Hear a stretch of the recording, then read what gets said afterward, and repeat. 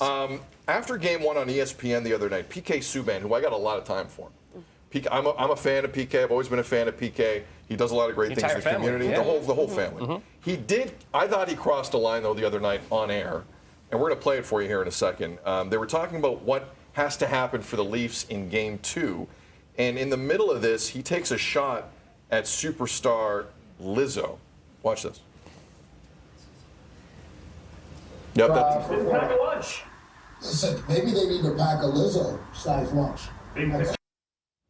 All right, for those who didn't pick it up, the line was maybe the Leafs have to pack a Lizzo-sized lunch for game two. Now, later in the day, PK threw up this tweet: pack a lunch, lock it in, be ready to compete, bring work boots, expect that they are going to try and outwork you in the hard areas. Did not mention the reference he made on ESPN's desk.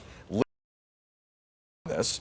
However, back in January, Lizzo said this about this topic generally. Do we realize that artists are not here to fit into our beauty standards? Artists are here to make art, and this body is art, and I'm going to do whatever I want with this body.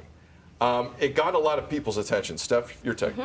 I saw the video on social media, and immediately I was just appalled, disgusted, disappointed, especially because of everything, Pecan kind of went through in hockey, the racism that he went through.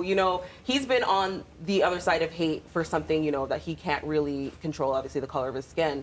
And to just out of nowhere pick on Lizzo, there's nothing else you could have referred to illustrate what you were talking about.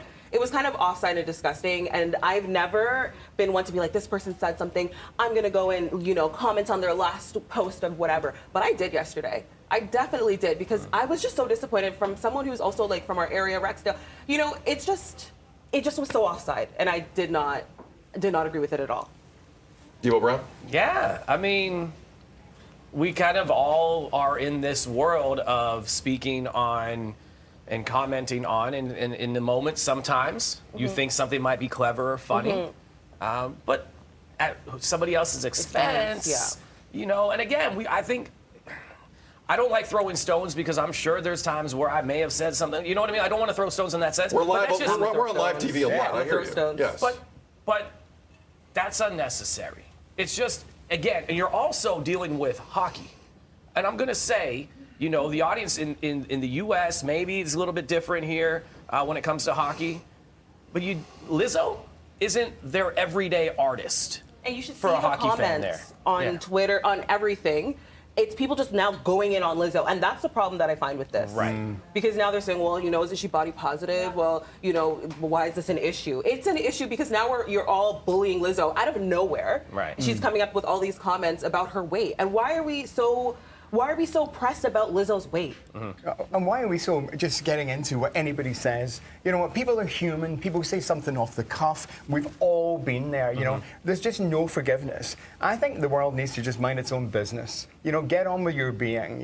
Lizzo is magnificent. In terms of that chap saying that, read the room. The time is not now for that kind of comment. Society has changed. You really got to think about what you say these days. And we don't want to bring anybody else down. But at the same time, we don't want to drag people down as well. That is not the way to lift Lizzo, is to try and drag someone else down. So let's all get some forgiveness in our hearts. I'm across all of this. I mean, I just think you have to, you said read the room, Colin. I think there are subjects to which you don't draw yourself. You just stay away, because it's so easy to inflame, so easy to upset somebody. And with best intentions, something that can be said with a modicum of intended fun can become something that really upsets and causes this kind of meltdown. So I remember somebody said to me when we started in television a long time ago, just remember you're only one comment away from career ruination.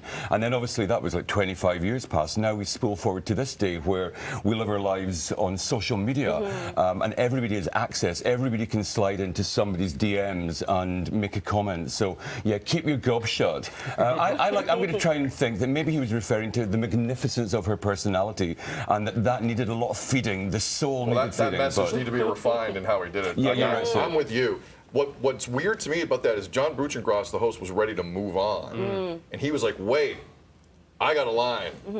That almost didn't happen. And I just, for a guy who I've always thought was really amazing in front of camera, and still is, like he said one thing.